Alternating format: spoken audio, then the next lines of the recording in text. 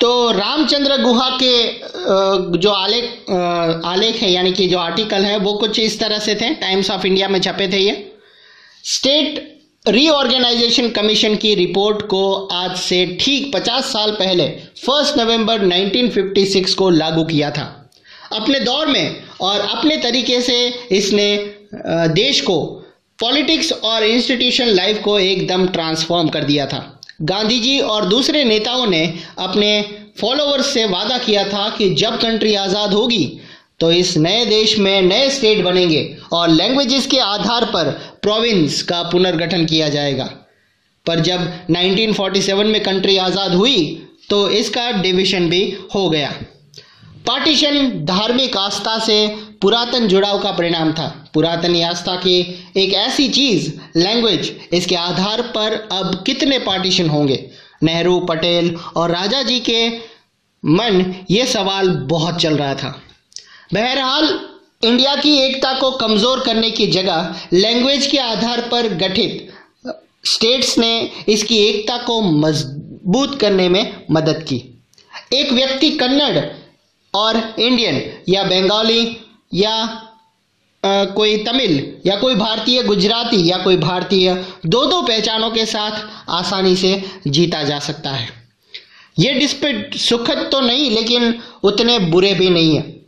Languages based state के गठन ने इंडिया को एक भयानक स्थिति से बचा लिया। अगर तेलुगु, मराठी वगैरह बोलने वालों की फीलिंग्स का ख्याल नहीं रखा गया होता तो यहाँ की स्थिति कुछ इस प्रकार से होती कि एक लैंग्वेज और 14 to 15 स्टेट्स या फिर नेशन। तो अब देखते हैं कि डिसेंट्रलाइजेशन इन इंडिया। हमने अभी पढ़ा कि फेडरल गवर्नमेंट को या दो या ज्यादा लेवल वाली गवर्नमेंट कहते हैं।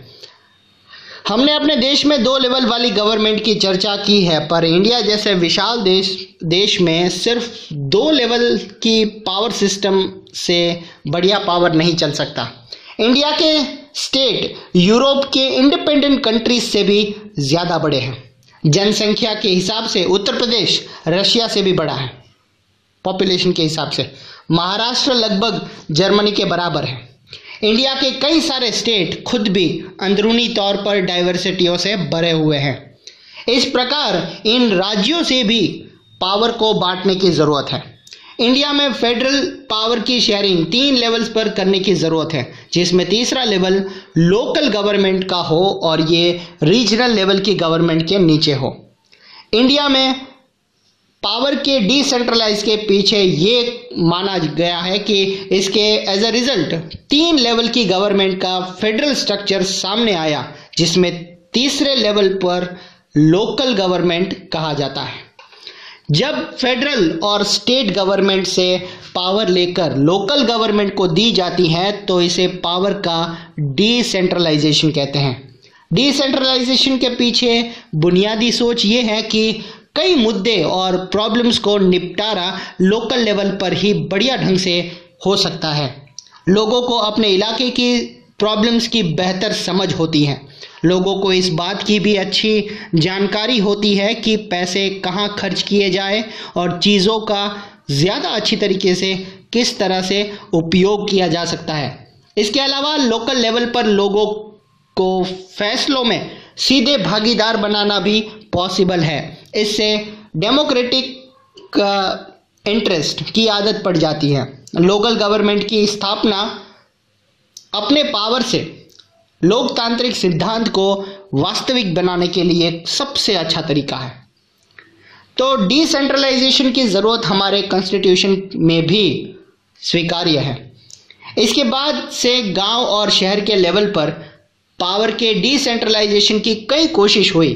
सभी राज्यों में गांव के लेवल पर ग्राम पंचायतों और शहरों में नगर पालिकाओं की स्थापना की गई, पर इन्हें स्टेट गवर्नमेंट से सीधे कंट्रोल में रखा गया था।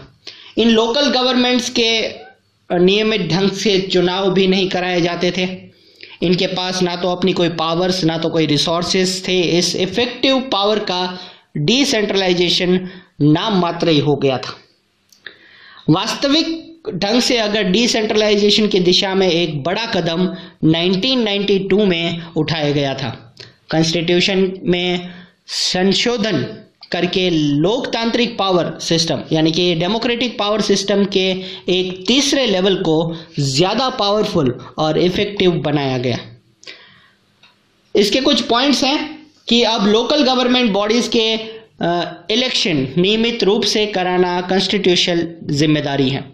इलेक्टेड बॉडीज़ के मेंबर्स और एग्जीक्यूटिव हेड्स में अनुसूचित जाति और अनुसूचित जनजाति यानी कि शेड्यूल कास्ट एंड एससीज एंड एसटीज और पिछड़े जातियों की सीटें रिजर्व्ड हैं। कम से कम 1/3 पर महिलाओं के लिए रिजर्व्ड हैं। हर स्टेट में पंचायत और नगर पालिका चुनाव कराने के लिए स्टेट इलेक्शन कमीशन नाम की एक इंडिपेंडेंट इंस्टीट्यूशन का गठन किया गया है। स्टेट गवर्नमेंट्स को अपने पावर्स एंड रेवेन्यू का कुछ हिस्सा इन लोकल गवर्नमेंट बॉडीज़ को देना पड़ता है। पावर में भागीदारी की प्रकृति हर स्टेट में अलग अलग है। गांव में अगर देखा जाए तो गांवों के लेवल पर मौजूद लोकल गवर्नमेंट को पंचायती राज के नाम से जाना जाता है। हर एक गांव में, कुछ राज्यों में भी ग्रुप के एक ग्राम पंचायत होती है।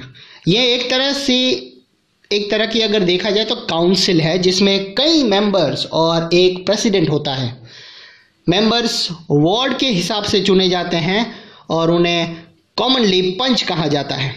मेंबर्स को प्रधान या सरपंच कहा जाता है। अध्यक्ष जो होता है उसे प्रधान या फिर सरपंच कहा जाता है। इनका चुनाव गांव या वार्ड में रहने वाले सभी वयस्क लोग इलेक्शन यानी कि वोटिंग के जरिए करते हैं। ये पूरे पंचायत के लिए फैसला लेने वाली संस्था है। पंचायतों का काम ग्राम सभा की देखरेख में चलता है। गांव में सभी मतदाता इसके मेंबर्स होते हैं। इसे ग्राम पंचायत का बजट पास करने और इसके कामकाज की समीक्षा करने के लिए साल में कम से कम 2 या 3 बार बैठक करनी होती है।